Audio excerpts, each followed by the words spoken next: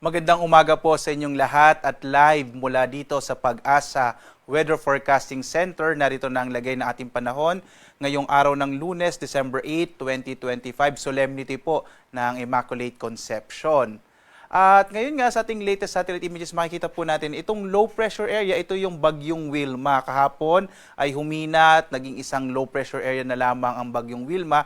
At base sa datos natin, ito pong orange, ibig sabihin medium chance na lamang or medium po yung posibilidad na ito ay maging bagyo. Kung magiging bagyo ito in the next 24 to 48 hours. Pero base po sa mga datos natin, mas malaki yung posibilidad na tuluyan pong malulusaw na itong low pressure area na ito. So patuloy po natin itong i-monitor. Samantala, patuloy pa rin ang pag-iral ng shear line at ng northeast monsoon. At ito magdadala ng mga pag-ulan sa malaking bahagi ng Luzon, lalong-lalo na dito sa may eastern section ng northern at northern, central hanggang southern Luzon. Samantala po, itong low pressure area natin na huling namatan dito sa may katubigan malapit sa may bahagi ng Colasi sa Antique, inaasahan din natin magdadala ng mga pag-ulan sa Mimaropa at sa Western Visayas. Mapapansin naman natin, malaking bahagi ng Visayas at Mindanao walang masyadong kaulapan, kaya maaasahan natin or inaasahan natin na maaliwalas sa magiging panahon ngayon sa malaking bahagi ng Visayas at Mindanao, maliban na lamang sa mga localized thunderstorms.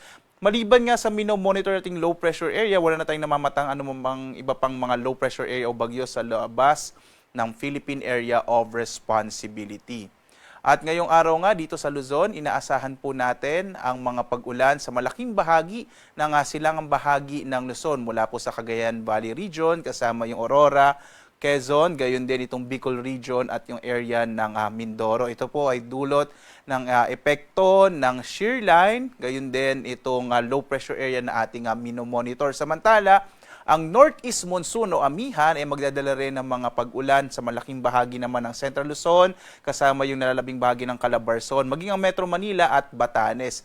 Sa malaking bahagi ng Luzon ngayon, mag-ingat pa rin sa mga posibilidad ng mga biglaang pagbaha, mga flash floods at pagguho ng lupa or landslide dulot nga ng mga pag-ulan na nararanasan natin dulot ng shear line, ng northeast monsoon at ng low pressure area.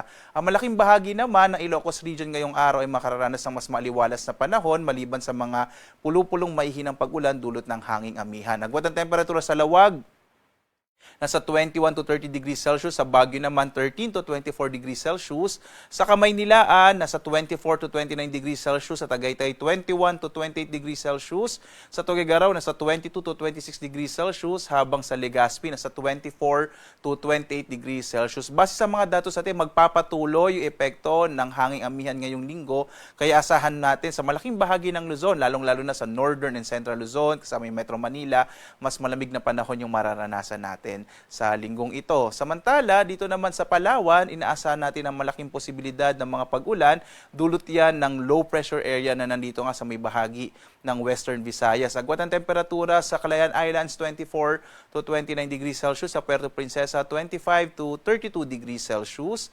Samantala naman, asahan natin ang mga pag-ulan sa Western Visayas dulot ng low pressure area, habang malaking bahagi ng Kabisayaan makararanas naman ng mga localized thunderstorms. Agwat ang temperatura sa Iloilo, nasa 25 to 28 degrees Celsius. Sa Cebu naman, 25 to 30 degrees Celsius, habang sa Tacloban, 25 to 31 degrees Celsius.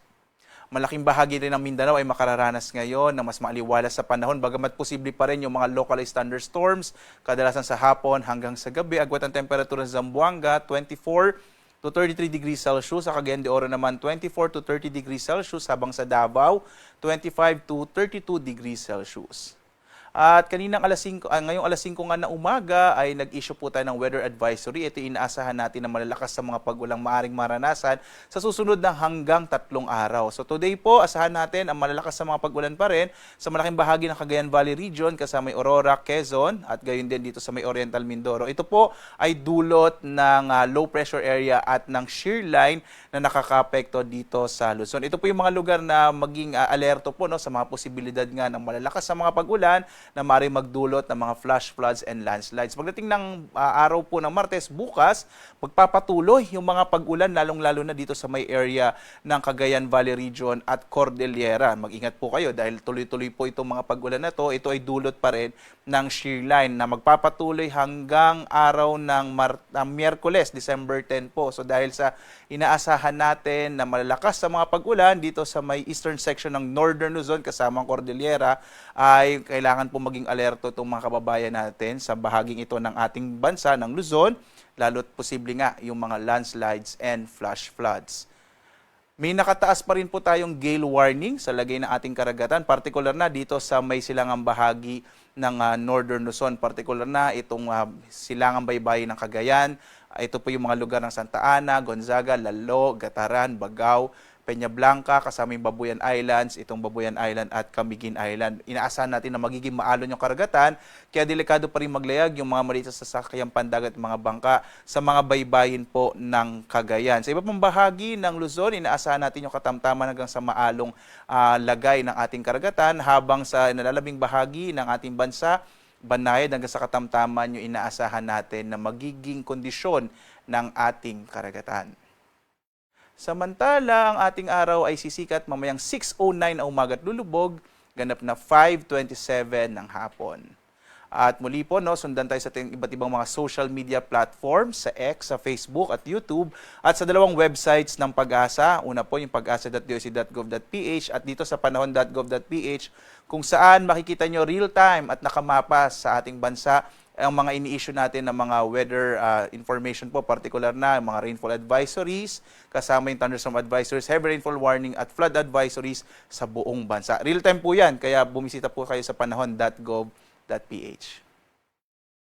At live na nagbibigay update mula dito sa Pag-asa Weather Forecasting Center. Ako naman si Obet Badrina. Maghanda po tayo lagi para sa ligtas na Pilipinas. Muli po, maligayang kapistahan ng Immaculada Concepcion sa lahat ng mga Katoliko sa buong bansa. Maraming salamat po at God bless sa inyo.